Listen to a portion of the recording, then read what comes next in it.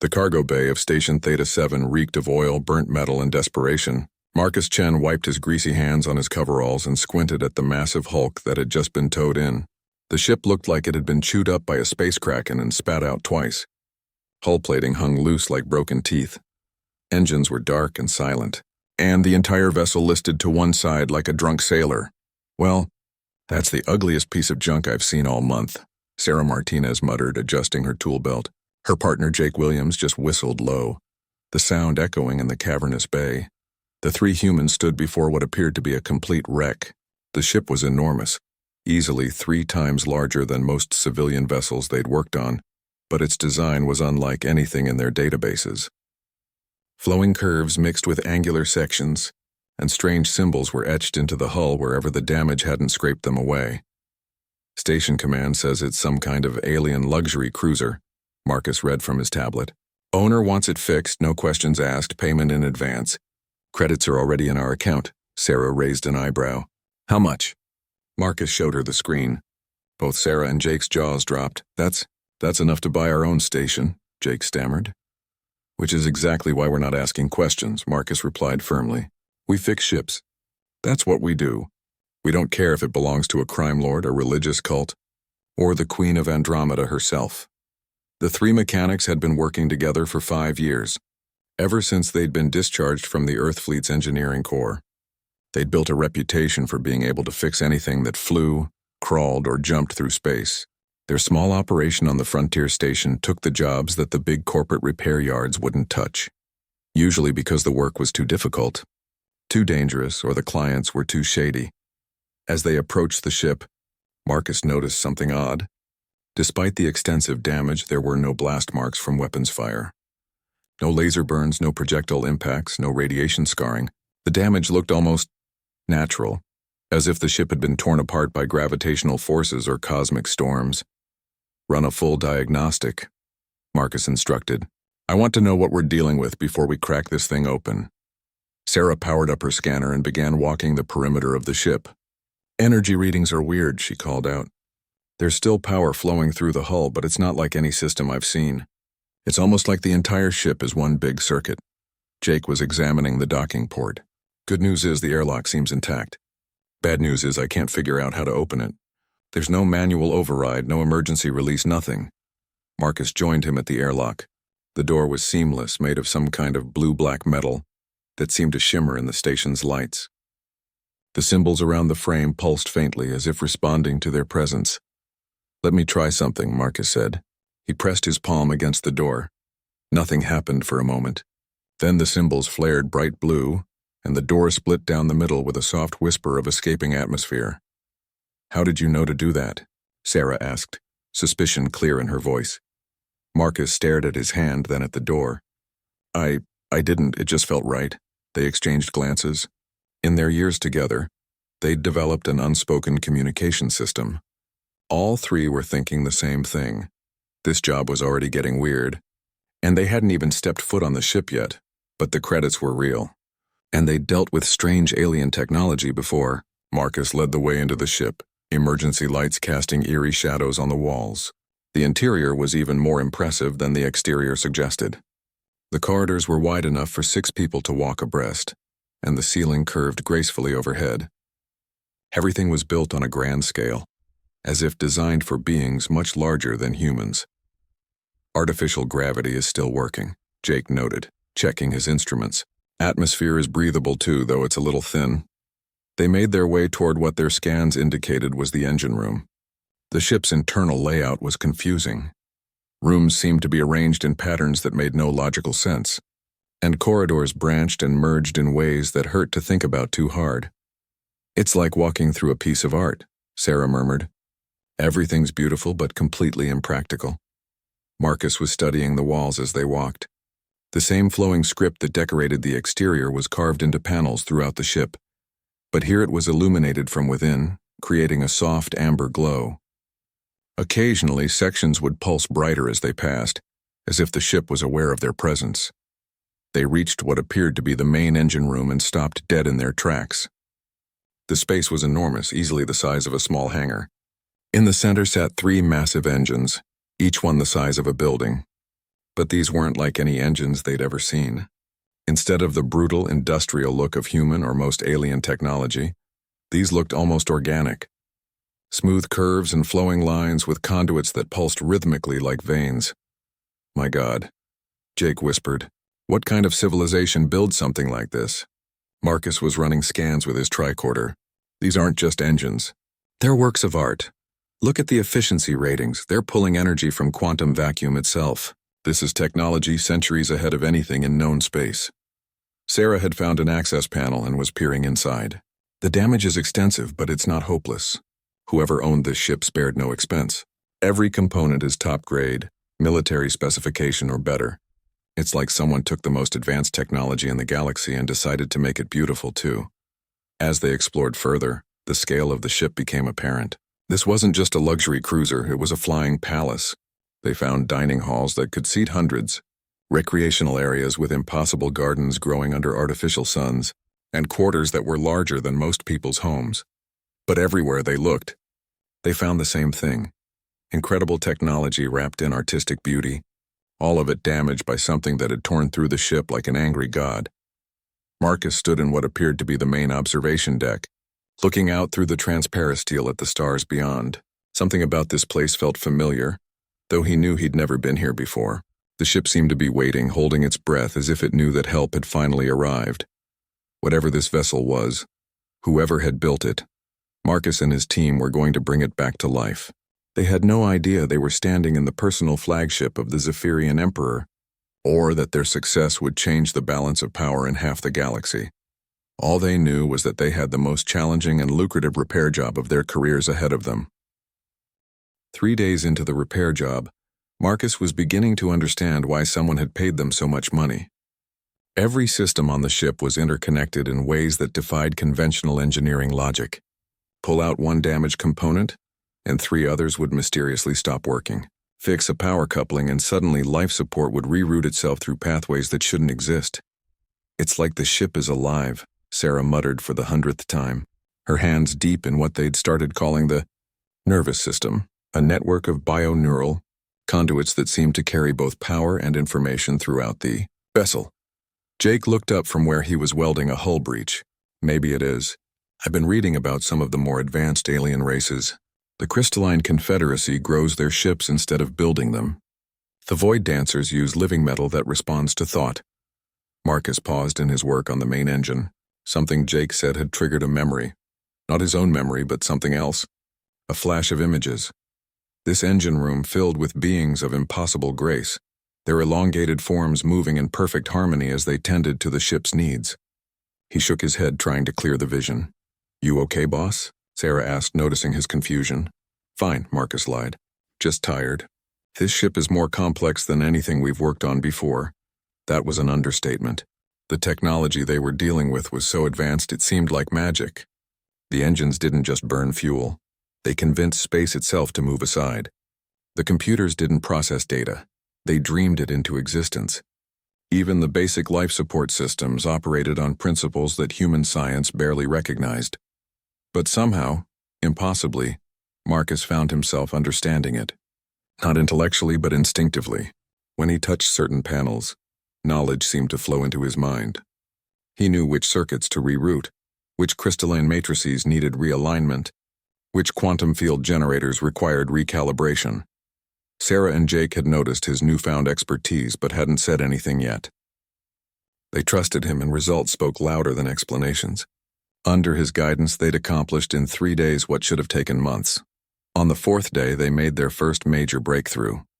Marcus had been working on what appeared to be the main computer core when suddenly, holographic displays flickered to life throughout the ship. Text scrolled across them in the same flowing script they'd seen everywhere else. Is the computer trying to talk to us?" Jake asked, staring at a display that had materialized next to his head. Marcus approached the main console. The moment his fingers touched the interface, the script changed. Still alien, still beautiful, but somehow he could almost understand it. Words formed in his mind. Gratitude, relief, hope. "I think it's saying thank you," he said softly. Sarah's scanner was going crazy. Power levels are climbing steadily. "Whatever you did, it worked. The ship's main systems are coming online." Over the next few hours, the vessel began to wake up. Environmental systems hummed to life, filling the corridors with fresh, sweet air. Gravity stabilized, becoming perfectly Earth-normal despite the ship's massive size. Most impressively, the damaged sections began to repair themselves. Marcus watched in fascination as microscopic nanobots, no, something more sophisticated than nanobots, began rebuilding torn hull plates from the molecular level up. Severed conduits reached out for each other like living things, re-establishing connections with delicate precision. "I've never seen anything like this," Sarah breathed, watching a stress fracture in a bulkhead seal itself. "The ship is healing." "Not healing," Marcus corrected, the words coming from somewhere deep in his memory. "Awakening. These ships aren't just machines.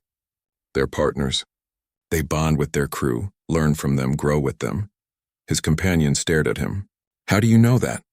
Jake asked. Marcus opened his mouth to answer, then realized he didn't know how he knew. The information was just there, as natural as knowing how to breathe. I'm not sure." Before anyone could pursue the question further, the main display screen activated. The bridge, which they hadn't even found yet, appeared on screen, showing 3 ornate command chairs arranged before a massive transparent dome that offered a panoramic view of space. A new presence touched Marcus's mind. Not words, but concepts, images. The bridge wanted to be found. It wanted to be occupied. It wanted to serve its purpose once again. "The ship's trying to show us something," Marcus said. "Follow me." He led them through corridors that seemed to reshape themselves as they walked, walls flowing like water to create the most direct path to their destination. Jake and Sarah followed nervously, their hands never far from their emergency beacons. The bridge was breathtaking. Not just for its size, though it was enormous, but for its beauty. Every surface seemed to be carved from a single piece of dark crystal, inlaid with veins of precious metals that pulsed with soft light. The command chairs were works of art, their flowing forms suggesting both comfort and authority. Marcus approached the center chair without hesitation. The moment he sat down, the ship's consciousness flooded his awareness. For a terrifying instant, he wasn't Marcus Chen, human mechanic from Earth. He was part of something vast and ancient and impossibly complex. He saw the ship's history in flashes, built in the royal shipyards of Zephyros Prime, crafted by the greatest artisans and engineers in the Empire. He saw its maiden voyage carrying the young Emperor Thalassen to his coronation. He saw years of service, of state visits to distant worlds, of diplomatic missions that shaped the fate of civilizations. And he saw the disaster. An experimental jump through an unstable wormhole, trying to escape an assassin's fleet. The ship torn apart by gravitational forces that should have destroyed it utterly, saved only by its own consciousness and will to survive. Drifting for months before finally being found by salvagers who didn't recognize what they'd discovered. "Marcus." Sarah's voice sounded like it was coming from very far away. "Marcus, talk to us." He opened his eyes. When had he closed them? And found his friends looking at him with deep concern. The bridge displays were active now, showing star charts that covered half the known galaxy. "I'm okay," he said, though he wasn't entirely sure that was true. "But I know what this ship is now." He stood up, his mind reeling with new knowledge. "This isn't a luxury cruiser. It's the personal flagship of the Zephyrian Emperor. We're not just fixing a ship, we're about to restart a war." Sarah and Jake exchanged glances. "What do you mean?" Sarah asked carefully. Marcus gestured at the displays around them. "The Zephyrian Empire has been in chaos for months. Their emperor disappeared during what they're calling the Great Retreat. Without him, the government collapsed. Dozens of worlds have declared independence. Others have been conquered by neighboring powers. And you know this how?" Jake asked. "The ship told me. It's been listening to communications traffic while we worked. It knows what's happening out there." The implications were staggering. If they successfully repaired this ship and word got out about what it was, every military force in 3 sectors would come hunting for it. The Zephyrians would want their emperor's flagship back. Their enemies would want to capture it. Pirates would want to sell it. And everyone would want to know how 3 human mechanics had managed to repair technology that had stumped the best engineers in the Empire. "So what do we do?" Sarah asked.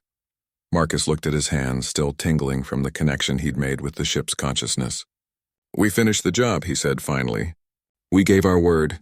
And besides," he added, managing a slight smile, I'm curious to see what this beauty can do when she's running at full power. What he didn't tell them was what else the ship had shown him. Images of other vessels, sleek and deadly, already hunting for the Emperor's flagship. They had perhaps a day, maybe two, before the first search fleets arrived at the station. The race was on. The ship's name was Stellar Harmony, and she was eager to fly again. Marcus could feel her anticipation through the neural link that had formed between them, a connection he still didn't fully understand but couldn't bring himself to break. The vessel's consciousness was alien but oddly comforting, like a vast mind that thought in colors and music instead of words. Sarah had taken to calling him Ship Whisperer, after catching him standing motionless for 20 minutes, apparently having entire conversations with empty air. What she didn't realize was that he was learning the ship's history, its capabilities, and most importantly, its secrets. The Stellar Harmony wasn't just the Emperor's flagship, it was his escape plan.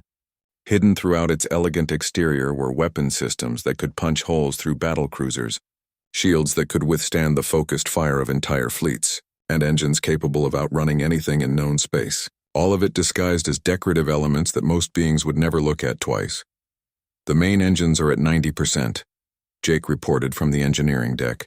Whatever you did to the quantum field generators, it worked. I'm reading output levels that shouldn't be possible with this size power core. Marcus smiled. The ship had shown him how to align the field generators in perfect harmony, each one resonating with the others to create an effect far greater than the sum of its parts. Human engineering built redundancy and backup systems. Zephyrian engineering built symphony. Weapon systems are coming online too, Sarah called from the tactical station she'd discovered. Though I have to say, these don't look like any weapons I've ever seen. They're integrated so seamlessly into the hull design, you'd never know they were there. That was the point. The Stellar Harmony had been designed to attend state dinners and cultural exchanges, to project peace and benevolence, while hiding enough firepower to level a small moon. The perfect combination of diplomacy and deterrent. A proximity alarm chimed softly through the ship. Marcus felt the Stellar Harmony's attention shift to the sensor arrays, and suddenly he could see what she saw. 3 ships approaching the station, their configuration unfamiliar, but their intent clear. They were scanning everything in the area, looking for something specific. "We've got company," Marcus announced, his voice carrying more authority than it had before. 3 vessels, unknown configuration. "They're scanning for us." "How do you know they're looking for us?" Sarah asked, though she was already moving toward her station. "Because the ship knows. She's been monitoring communications. These are hegemony vessels. They've been tracking energy signatures from our repair work." The corporate hegemony was one of the Zephyrian Empire's oldest enemies, a collection of business interests that had declared war on anything that interfered with their profit margins.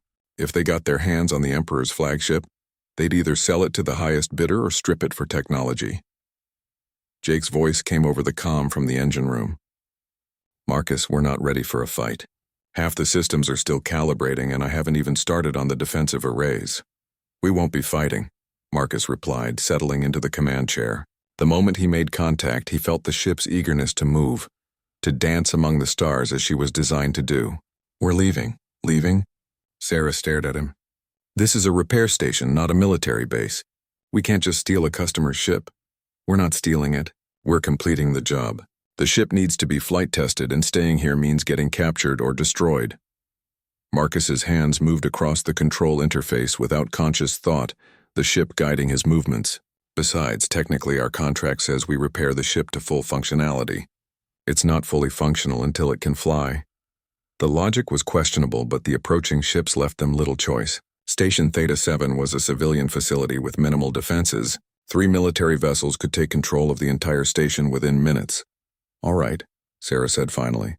"But I'm going on record as saying this is insane." "Noted," Marcus replied. "Jake, how long until we can break dock?" "Docking clamps are releasing now. We've got full power to engines, though I make no promises about how long it will last." Marcus felt the Stellar Harmony shiver with anticipation as her moorings fell away. For the first time in months, she was free. He guided her gently away from the station, her movements so smooth they barely felt the acceleration. The hegemony ships noticed immediately. Marcus could see them changing course to intercept, their weapons powering up. They clearly expected an easy capture, After all, what kind of threat could a damaged luxury cruiser pose? They were about to find out. Incoming transmission, Sarah reported. They're demanding we heave to for inspection. Decline politely, Marcus said, and ask Jake to give me everything the engines have. The transformation was incredible. The stellar harmony had been moving like a wounded bird, barely managing standard velocity. Now she leaped forward like a racehorse given its head, acceleration pressing them back into their seats. The hegemony ships fell behind as if they were standing still, but Marcus knew they wouldn't give up that easily. These weren't patrol boats. They were military vessels with crews trained to capture or destroy anything that tried to run. Already he could see them breaking formation, trying to cut off escape routes. They're firing, Sarah warned. Energy weapons, but they're not trying to destroy us. Looks like they want us intact. The first shot splashed harmlessly against the ship's shields, which had activated automatically. Marcus felt the stellar harmony's mild annoyance at being fired upon, like an elegant lady irritated by mud thrown at her dress. Return fire, he said calmly. With what? Sarah asked. I can't even find the weapons controls on this interface. Marcus closed his eyes and felt for the ship's weapon systems. They were there, woven so seamlessly into the hull that even he had trouble distinguishing them from decorative elements. But when he found them, he gasped at their sophistication. Target their engines only, he instructed the ship silently. Disable, don't destroy. The stellar harmony's response was so subtle that Sarah and Jake never even realized she'd fired. To them, it looked like the pursuing ship simply lost power and began to drift. Their engines went dark, their weapons powered down, and their forward momentum carried them into harmless trajectories. What did you do? Sarah asked in amazement. I asked her nicely to make them stop following us, Marcus replied. It was close to the truth. The ship's weapons had sent precisely targeted electromagnetic pulses that overloaded the hegemony vessel's power systems without causing permanent damage. Elegant, effective, and perfectly non-lethal. Jake's voice came over the comm. You're talking about the ship like it's alive. Marcus considered that for a moment, feeling the vast consciousness that flowed through every circuit and conduit around them. Maybe she is. Maybe that's what makes Zephyrian technology so advanced. They don't build machines. They create partners. As if in response to his words, the ship's lights pulsed in a gentle rhythm like a contented heartbeat. The stellar harmony was alive, aware, and grateful to be flying again. And somehow, impossibly, she had chosen 3 human mechanics to be her new crew. The question now was what to do with that trust. They were flying the most advanced ship in known space, possessing technology that could shift the balance of power across entire sectors. Half the galaxy would try to capture them, the other half would try to destroy them, and all they'd wanted to do was fix engines for a living. Marcus set course for the outer system, buying them time to think. Behind them, the disabled hegemony ships were already calling for reinforcements. Ahead lay the vast unknown of interstellar space. The stellar harmony hummed contentedly around them, finally free to stretch her wings among the stars. 2 hours out from Station Theta 7, the stellar harmony dropped out of faster-than-light travel in an empty system that didn't appear on any standard navigation charts. Marcus had let the ship choose their destination, trusting her knowledge of hidden routes and safe harbors that only the Zephyrian Imperial Navy had known. The 3 humans sat in the ship's elegant briefing room, trying to process what they'd gotten themselves into. The table between them was carved from a single piece of crystallized starlight, an actual material that Marcus somehow knew the name of without ever having heard it before. Their chairs adjusted automatically to provide perfect comfort, and the air itself seemed to carry a faint melody that calmed the nerves. Okay, Sarah said, breaking the silence. Let me see if I understand this correctly. We just stole the Zephyrian Emperor's personal flagship, disabled 3 military vessels, and are now officially the most wanted criminals in this sector of space. We didn't steal anything, Marcus protested. We completed our contract. The ship is fully functional now. And that includes the part where you can apparently read its mind? Jake asked pointedly. Marcus sighed. He'd been avoiding this conversation, but there was no hiding it anymore. I don't know what's happening to me. Ever since we started working on her, I've been connected somehow. I know things I shouldn't know. I can feel what the ship feels. Is it dangerous? Sarah asked, her engineer's mind immediately jumping to potential problems.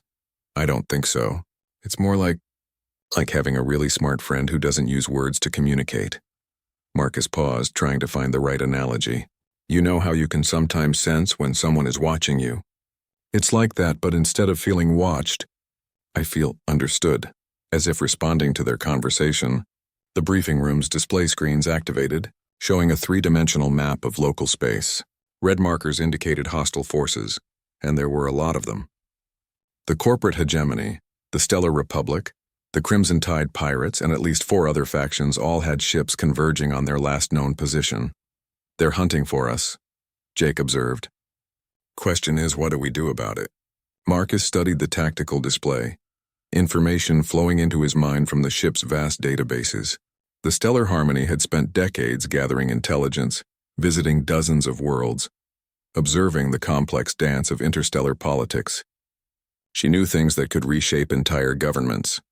We have 3 choices, he said finally. We can try to return to human space and hope Earth's government can protect us. We can find some remote world and go into hiding or, Sarah prompted. Marcus gestured at the display where new information was appearing.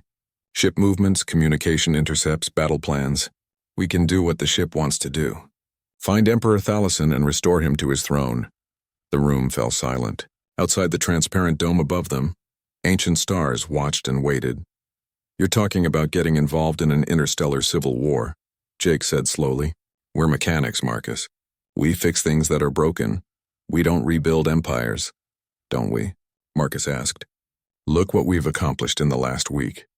We took a ship that the best engineers in the Zephyrian Empire couldn't repair, and made her better than new. The ship believes we can do this. The ship is a machine, Sarah said firmly. It doesn't believe anything. Are you sure about that? Marcus stood up and walked to the display. At his touch, it shifted to show the ship's internal status. Every system was represented not as technical readouts but as flowing works of art. The engines pulsed like hearts. The sensor arrays bloomed like flowers, and the neural network sparkled like constellation maps. Look at this, he said softly. Really look. This isn't just advanced technology, it's alive. Every Zephyrian ship has a consciousness, a spirit that grows and learns alongside its crew. The Stellar Harmony has been alone for months, cut off from everything she was built to do. Now she has us and she wants to fulfill her purpose. Sarah and Jake exchanged glances. They'd known Marcus for years, served with him in the fleet, trusted him with their lives. But this was different. He was talking about abandoning everything they'd built to chase after deposed royalty in the middle of a galactic political crisis. Even if we wanted to help, Sarah said carefully, how would we find this emperor? If the best intelligence services in the galaxy can't locate him, what makes you think we can? Marcus smiled and touched the display again. New information cascaded across the screens. Shipping manifests, passenger lists, energy signatures. Because they've been looking for a deposed ruler trying to hide. We're looking for an engineer. The data painted a picture. Emperor Thalison hadn't fled to some hidden palace or secret fortress. He disappeared into the vast machinery of interstellar commerce, working under an assumed name as a systems engineer on merchant vessels. It was brilliant in its simplicity.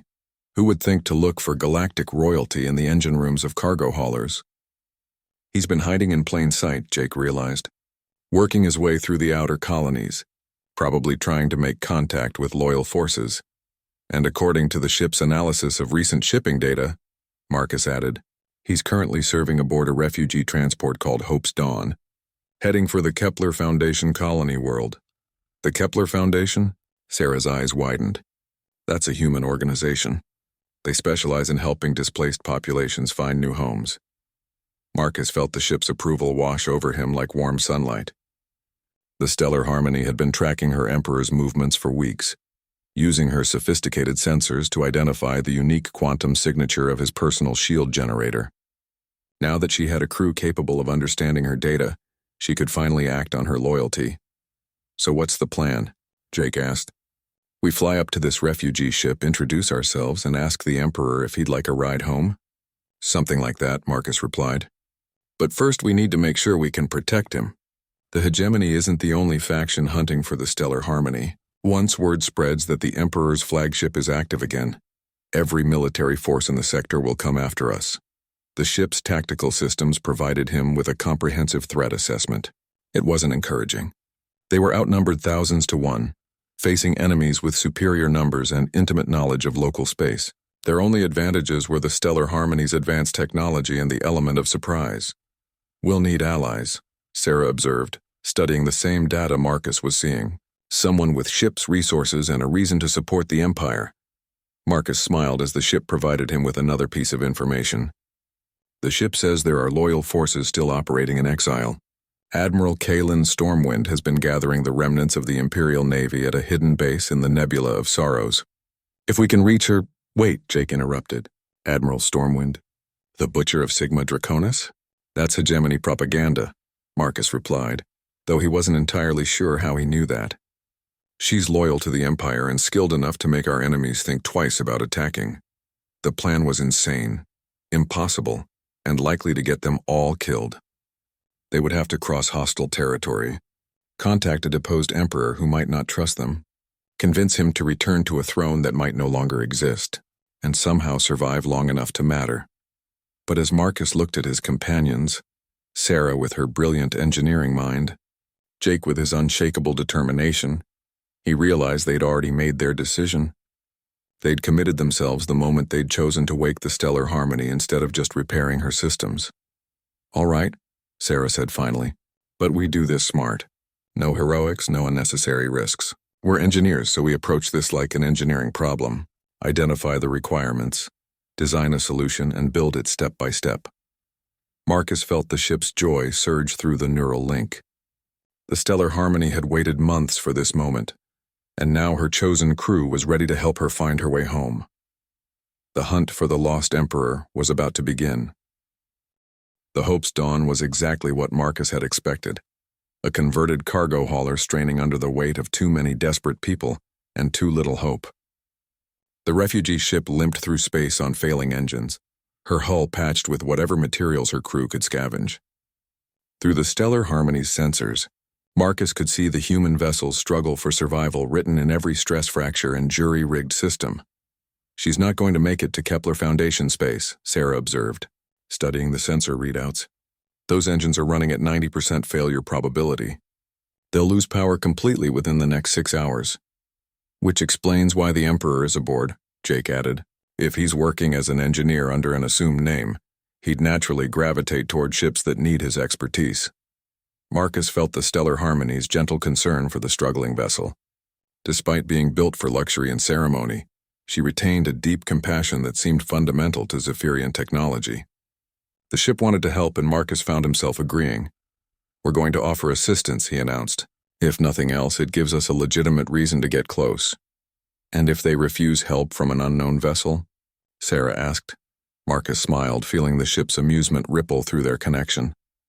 "Who refuses help when they're dying in space?"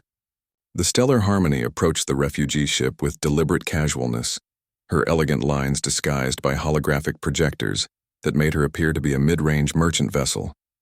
It was a sophisticated illusion that would fool anything short of military-grade sensors. "This is Captain Elena Vasquez of the Hope's Dawn," came the response to their hail. The voice was tired but professional. "We appreciate the offer, but we can't afford to pay for repairs." "No payment necessary," Marcus replied. "We're engineers ourselves, and we have some experience with ships in distress. Consider it professional courtesy." There was a long pause. Marcus could almost hear the mental calculation, pride versus practicality, with thousands of lives hanging in the balance. "Docking Bay 3 is clear," Captain Vasquez said finally. "We'll lower our shields and—" "Thank you." The Hope's Dawn's docking bay was a study in controlled chaos. Families had set up makeshift shelters between cargo containers. Children played in spaces barely large enough for safety, and the air recyclers worked overtime to handle the overcrowding. Marcus, Sarah, and Jake entered wearing simple coveralls that disguised their advanced equipment as standard repair gear. Captain Vasquez met them at the airlock, a woman in her 50s with silver hair and eyes that had seen too much suffering. "I have to ask," she said without preamble, "what's your real interest here? Good Samaritans are rare in this part of space." "Sometimes they're exactly what they appear to be," Marcus replied diplomatically. "May we see the engines?" She led them through corridors packed with refugees from a dozen different worlds, humans fleeing corporate warfare, Altarians escaping religious persecution, even a few crystalline entities whose homeworld had been strip-mined into extinction. The Hope's dawn was carrying the displaced and dispossessed of half the galaxy. The engine room was a nightmare of failing systems and desperate improvisations. Conduits leaked coolant onto deck plates that should have been replaced years ago. The main reactor was running on jury-rigged components that could fail at any moment. But in the center of it all, a figure in worn coveralls worked with quiet efficiency to keep everything running. Marcus knew who it was before the man turned around. Emperor Thalassen of the Zephyrian Empire looked nothing like the regal figure from official portraits. His hair was short and practical rather than elaborately styled. His hands were stained with engine grease, and his clothes marked him as just another refugee engineer. But his eyes, those were the eyes of someone who had held the fate of worlds in his hands. "More help?" Thalassen asked, looking up from the power coupling he was repairing. "I'm not sure there's room for more people down here." Marcus felt the stellar harmony's recognition surge through their neural link. This was her emperor, her bonded partner, the consciousness she'd been designed to serve and protect. The ship's joy was so intense that Marcus had to grip a support beam to keep from falling over. "We might be able to help with the engine problems," Sarah said smoothly, covering for Marcus's momentary disorientation. "What's your primary concern?" For the next hour, they worked alongside the deposed emperor to stabilize the ship's failing systems. Thalassen was everything Marcus had expected from the partner of a consciousness-bonded ship. Brilliant, intuitive, and capable of seeing solutions that others missed. But he was also humble, treating the refugees' lives as infinitely more valuable than his own identity. "You're not just engineers," Thalassen said finally, as they completed a temporary fix to the main reactor. "I can see it in how you work. Military background, specialized training. So what's your real purpose here?" Marcus made his decision. "We need to speak privately. It's about your ship." The Emperor's face went very still. "I don't know what you're talking about." "The stellar harmony is waiting for you," Marcus said quietly. "She's been looking for you for months. She wants to come home." For a moment, Thalassen looked like he might deny everything. Then his shoulders sagged slightly, and Marcus saw the weight of months of isolation and responsibility settle on him like a physical burden.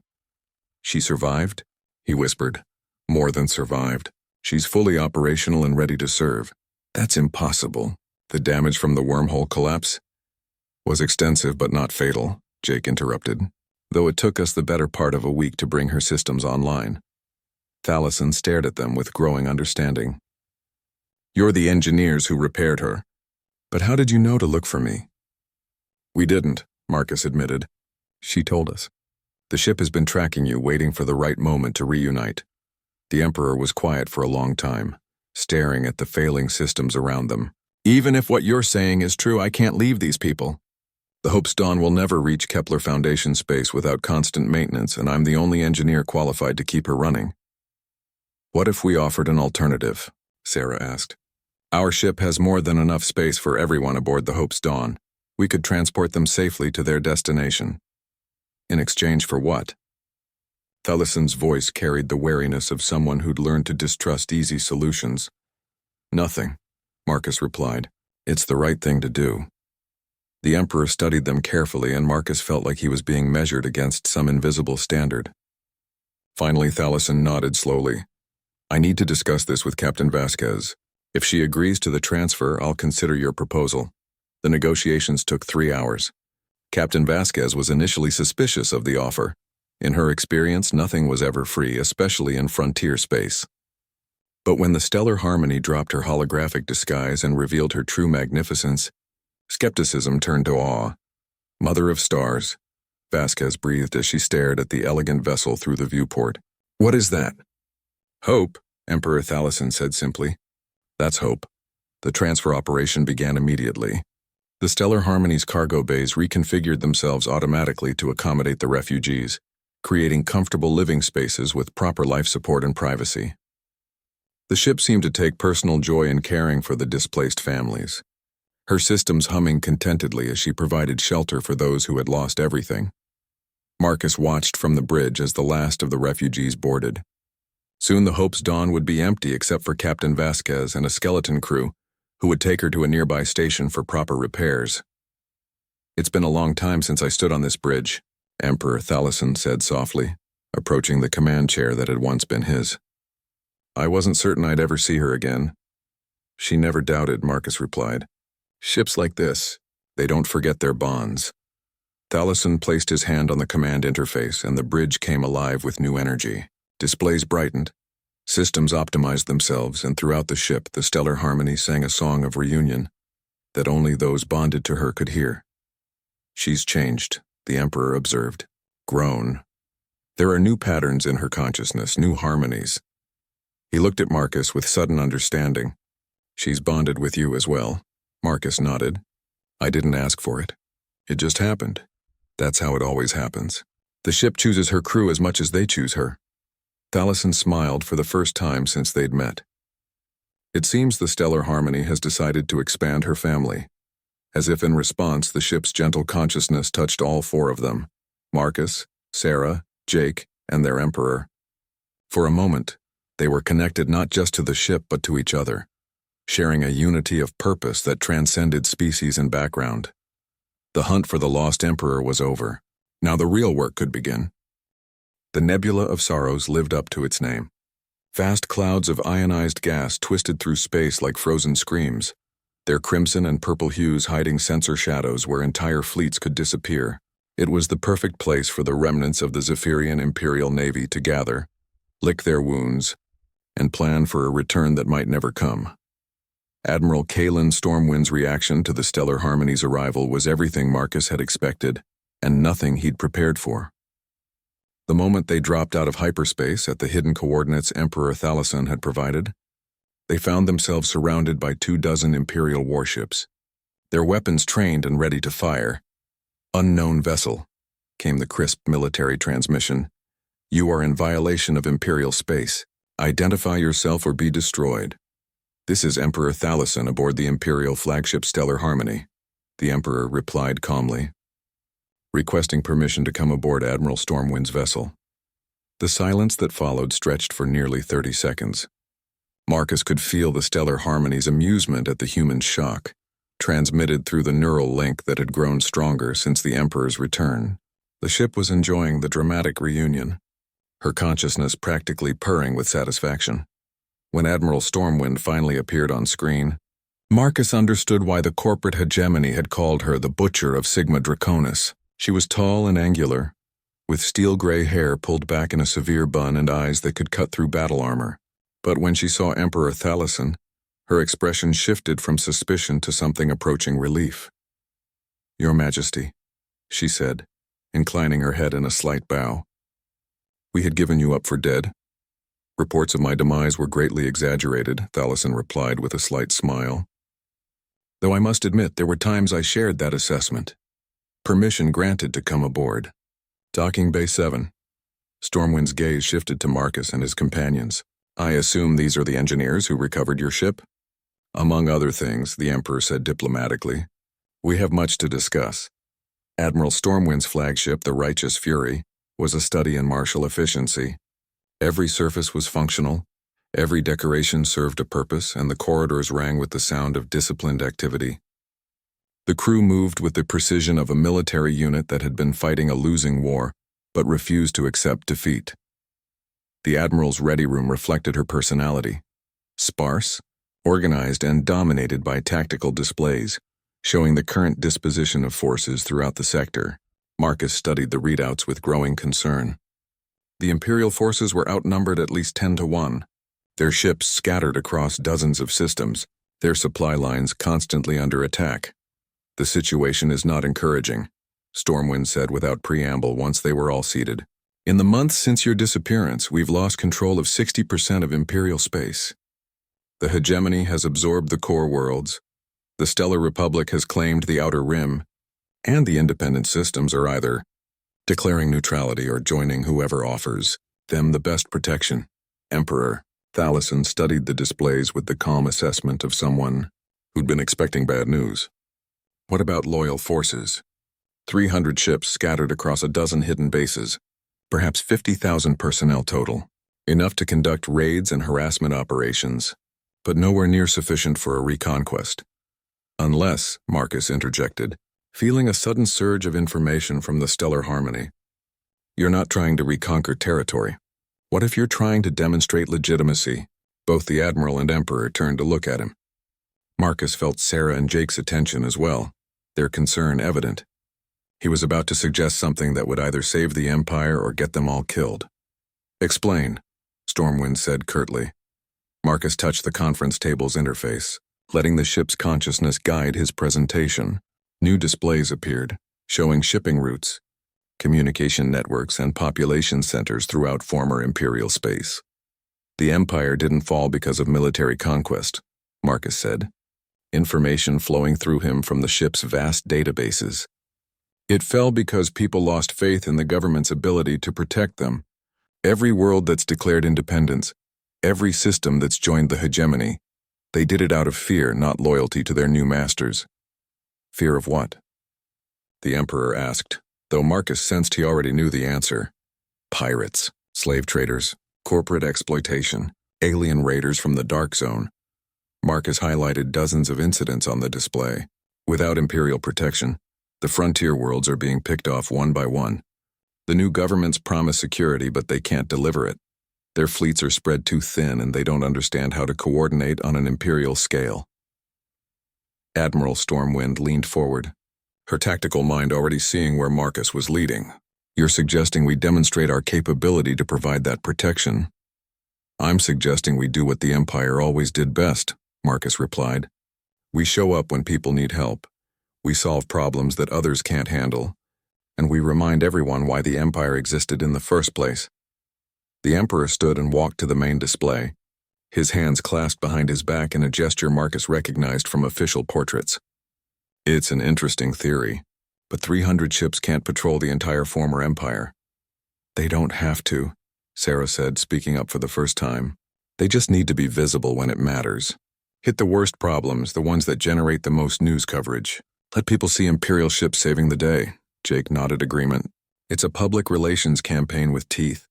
Every successful operation broadcasts the message that the Empire is back and ready to protect its citizens." Marcus felt the stellar harmony's approval wash over him. The ship's consciousness was ancient and wise, having served through generations of Imperial history. She understood better than anyone how the Empire's soft power had always been as important as its military might. "There are risks," Admiral Stormwind observed. "Every operation exposes our ships to counterattack. The hegemony and Republic have been hunting our forces for months. But now we have the stellar harmony," Emperor Thalison said quietly. "My flagship wasn't just a symbol. She's the most advanced vessel in known space. With her sensors and communication arrays, we can coordinate operations across the entire sector."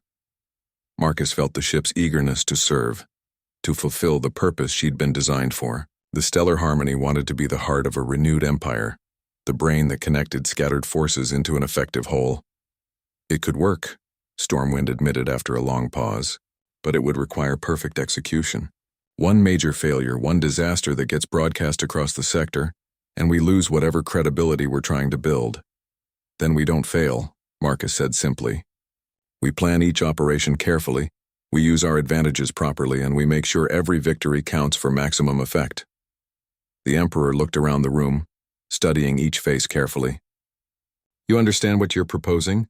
We're not just talking about military operations, we're talking about rebuilding an entire civilization from scratch." Marcus exchanged glances with Sarah and Jake. They'd come so far from their simple goal of fixing a damaged ship. But looking at the tactical displays, seeing the chaos and suffering spreading across formerly peaceful worlds, he realized they'd found something worth fighting for. "Sometimes," he said, "the most important repairs happen on the largest scale." Emperor Thalison smiled, the first genuine smile Marcus had seen from him.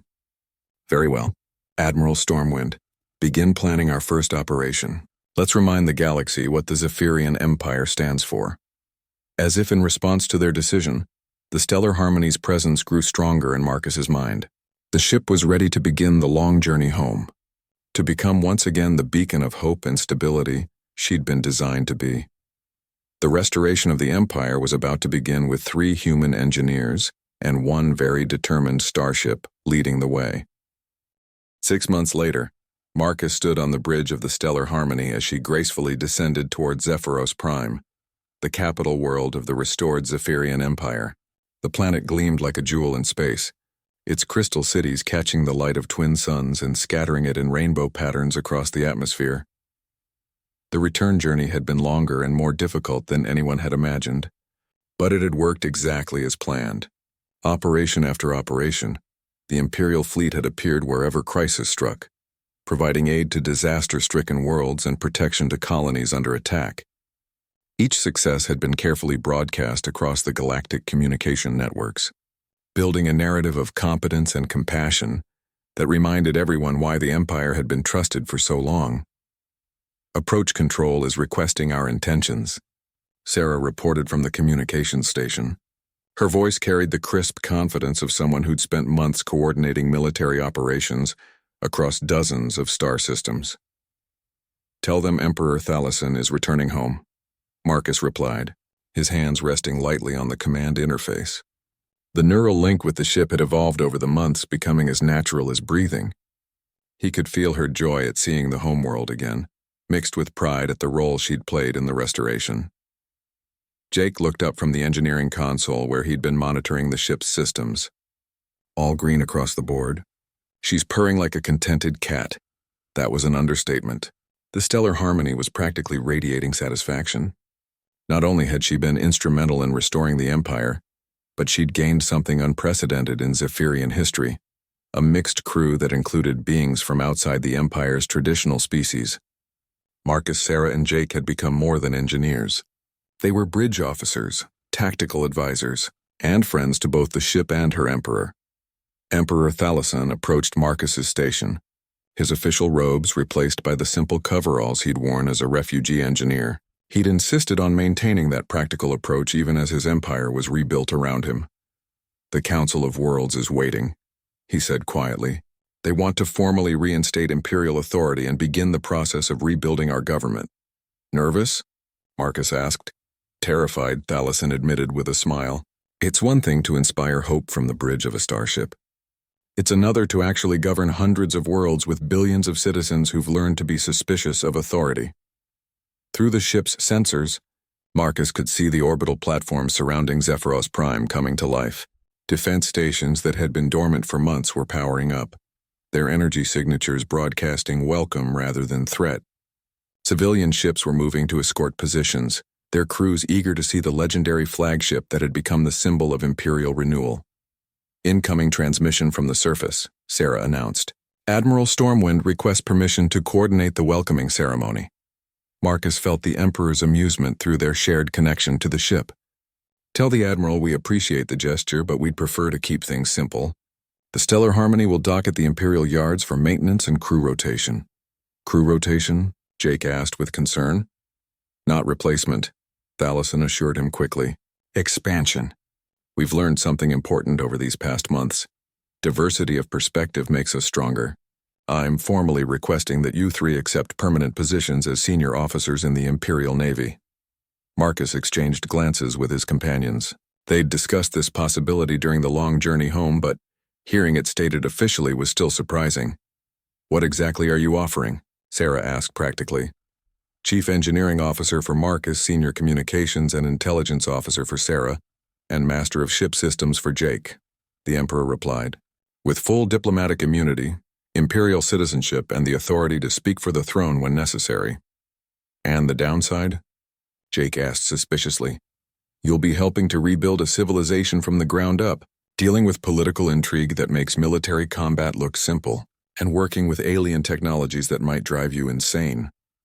Thalassen's tone was light, but his eyes were serious. Oh, and you'll probably never be able to return to purely civilian life. Marcus felt the Stellar Harmony's gentle encouragement through their neural link. The ship had become more than transportation. She was home, purpose, and family all in one. The thought of leaving her was physically painful. I'm in, he said simply. Me too, Sarah added, though I reserve the right to complain loudly when the politics get stupid. Wouldn't have it any other way, Jake said with a grin. Besides, someone needs to keep you two from getting too full of yourselves.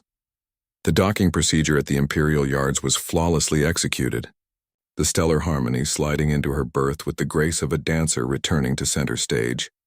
Crowds of workers, officials, and citizens lined the observation galleries, their cheers audible even through the ship's hull. As they prepared to disembark, Marcus took one last look around the bridge that had become his second home. Every surface held memories. Successful operations, narrow escapes, moments of triumph and terror that had forged them into something more than they'd been before. "She's beautiful, isn't she?" Emperor Thalasson said, following Marcus's gaze. "Yes," Marcus agreed. "But she's also alive." That's what makes the difference, indeed. The old empire forgot that lesson sometimes, that our ships, our worlds, our people are all part of a living system. Technology serves life, not the other way around. They walked together toward the airlock where formal delegations were waiting to welcome their emperor home. But Marcus found his attention drawn to the refugees they'd rescued from the Hope's dawn. Families were reuniting with loved ones who'd thought them lost. Children were seeing their new home for the first time, and hope was replacing desperation in faces that had carried too much sorrow. "That," Emperor Thalasson said, noticing Marcus's focus, "is why we do this. Not for power or glory, but for moments like these." Admiral Stormwind was waiting at the airlock, her dress uniform crisp and her expression carefully neutral. "Your Majesty," she said formally, "welcome home." "Thank you, Admiral." Status report. The Council of Worlds has unanimously voted to restore Imperial authority. The Hegemony and Republic have both sent diplomatic envoys requesting formal recognition and trade agreements, and she paused, allowing herself a small smile. The piracy incidents in the Outer Rim have dropped by 90% since word spread that Imperial forces were active again. Marcus felt a surge of pride that had nothing to do with personal achievement. They'd done it, not through conquest or coercion, but by proving that organized compassion was stronger than organized greed. As they walked through the corridors of the Imperial Palace, Marcus realized that the real work was just beginning. Rebuilding a government, re-establishing trade networks, training new officers, and maintaining the delicate balance of interests that kept hundreds of worlds working together. It would take years, maybe decades, but behind them, the stellar harmony rested in her dock, her consciousness contentedly connected to the vast network of Imperial ships and stations. She would be there when needed, ready to carry her crew to whatever crisis demanded their attention. Marcus smiled as he felt the ship's gentle presence in the back of his mind. They'd started as 3 mechanics tasked with fixing what everyone else considered a piece of junk. They'd ended up helping to repair something far more important, the faith that different peoples could work together toward something greater than themselves. It had been, he reflected, the most challenging and rewarding engineering project of their lives. And somewhere in the depths of space, other ships waited with their own stories of breakdown and repair, their own needs for engineers who understood that the most important fixes weren't always mechanical. The stellar harmony hummed contentedly in her berth, dreaming of future adventures among the stars.